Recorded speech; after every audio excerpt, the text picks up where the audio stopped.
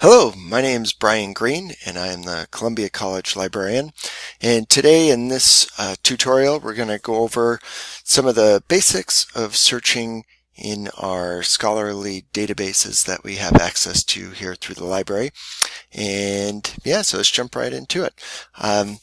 So from the college homepage, you can click on the little library icon over there on the right, or you could just go to this URL and get to the library's homepage.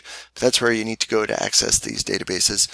It doesn't generally work to Google their names and then go in that way. You need to use the specific links that we have on our website, and that's so that you can be authenticated properly, so you can demonstrate that you're a Columbia College student or an employee. So once you get to the library's homepage, we're going to scroll down and go into here where it says Articles and Databases. And then when you get here, you'll see that we have about 75 databases that we subscribe to. And that can be a little bit daunting to know which one you should go and use. And the one you want to use really depends on what it is you're hoping to find. We have a number of just broad multidisciplinary databases that are good for most subjects. We also have a number of very specialized databases that are good for things like, you'll see ALLDATA here is just for automotive types of information. And ArtStore is very specialized for art assignments and things.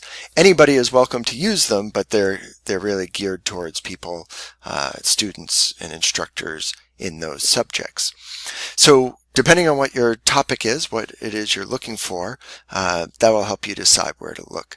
We also have a couple of things to help guide you. So over on the left, we have 5 popular databases that are good for a variety of different subjects. We also have a couple of drop-down menus that are helpful. My favorites are the subjects one, so you can go and if your subject's listed, you can get some suggestions of where to go. And also the types, so if you're looking for news or streaming video or pro-con information, something like that, you can use that to help narrow down the list of databases.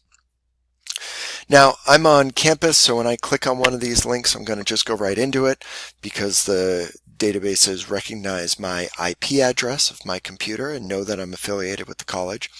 If you click on these links from off campus, you'll be prompted to authenticate, and you do that with your W number and your birth date. And you don't have to remember that. It'll say what's your W number, what's your birth date. If you run into any trouble, though, just let me know and I can help try and sort it out with you. My contact information is on the library's website. You can call, email, or stop by. I'm open to any of those things. So we have quite a few different databases, and the one I'm going to take a look at today is Academic Search Complete right here. So you have a few ways to get to it because it's high up in the alphabet. It's right there towards the top. It's also a popular database, so you'll see it over there on the left. These links go to the same place.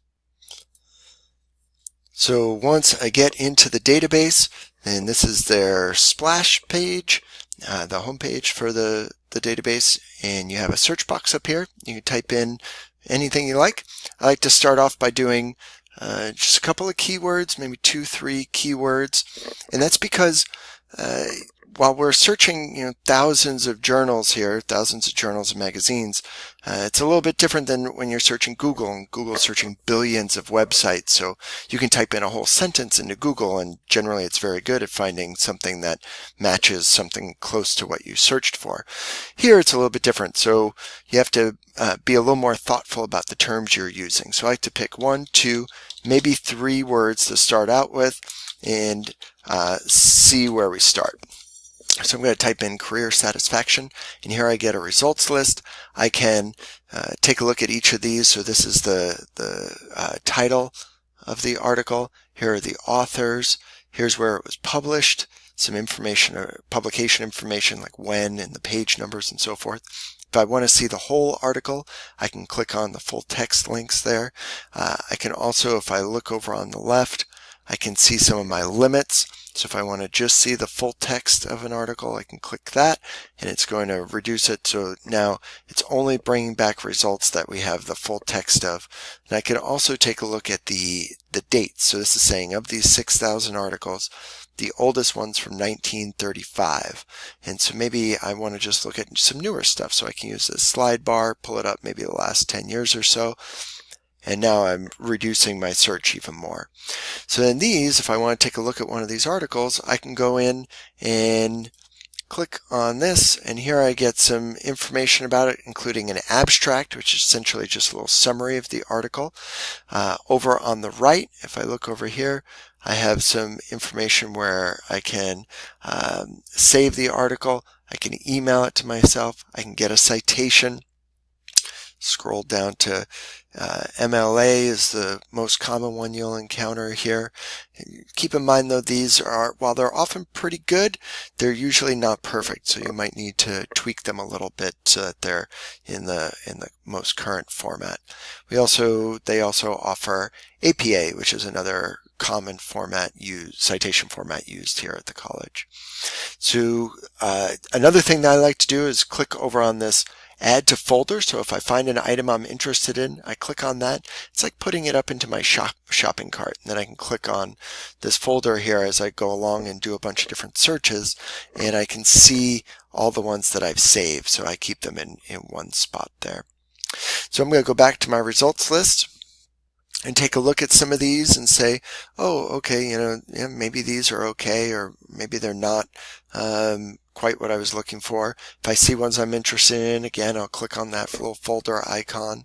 And then maybe I'll go, you know what, I want to try a different search. Let's see what else I can try looking for.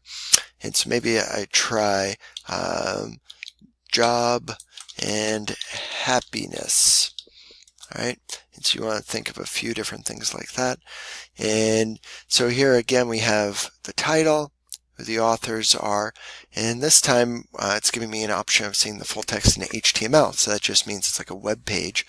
Generally, if you have the option, I prefer the PDF format, because when you look at that, you'll see that it is essentially like a picture of the page. So all the page numbers will be current, just like in the print version.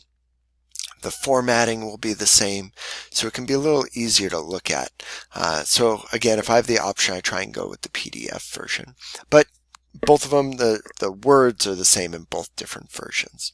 So I can take a look at those and keep taking a look at, try a few different searches. And let's see if we find one more here that might be interesting to look at. Happiness and job satisfaction, a casino dominated economy. And so again, I can read the abstract and say, yeah, that is kind of interesting. I can also look down here and see an official keyword that was submitted is job satisfaction, and that's the same as the official subject heading here, job satisfaction. So this is a different type of search. I can click on these links, they're hot links, and it's going to go do a new search, and this search is going to pull back all of the articles that have been tagged with the official subject heading job satisfaction. And so the idea is this can help you do a little more focused search. And so that's something I like to look at. So here we have a whole bunch of different articles, and you can tell from their titles that makes sense that they would have been tagged with that. So again, if I see some that look like they might be relevant for what I'm looking for, I can just put those tag these, and it's going to go into my folder up here. Then after that, I can go up to the folder and say, oh, here's 5. It turns out that this one is not really quite what I wanted. It's about the Netherlands, so I'm going to get rid of that one, and I'll delete that item. It wants me to confirm that, and it says, okay, so now I have 4, and yeah, these are okay. Maybe I'll take a look at these. I'll click the little email button here, and then I can put my email address in. It doesn't have to be your student email. You can email to any email address you like. And that's my email. And then you put a little note if you were sending it to a classmate or something. And then hit send. And that's it. Off it goes. You can also, if you want to change the citation format, that's an option there. If you want to change the citation format, if you're emailing yourself the citations, you could do that too. So, okay, well, so this is Academic Search Complete. It is an EBSCO database. It's a good database to use if you're not sure of which one to select. It's right there on the top of the library's articles and databases page. I'm just showing you how to get back there again quickly. So library's homepage, articles and databases, Academic Search Complete. Another big database that we use is Academic OneFile. That's a Gale database, and I'll be taking a look at that in a different video. All right, thank you very much for joining us. If you have any questions, please reach out to me. You can give me a call. You can email greenb@yosemite.edu. You can just stop by, and I look forward to seeing you in the library. Thanks. Have a great day.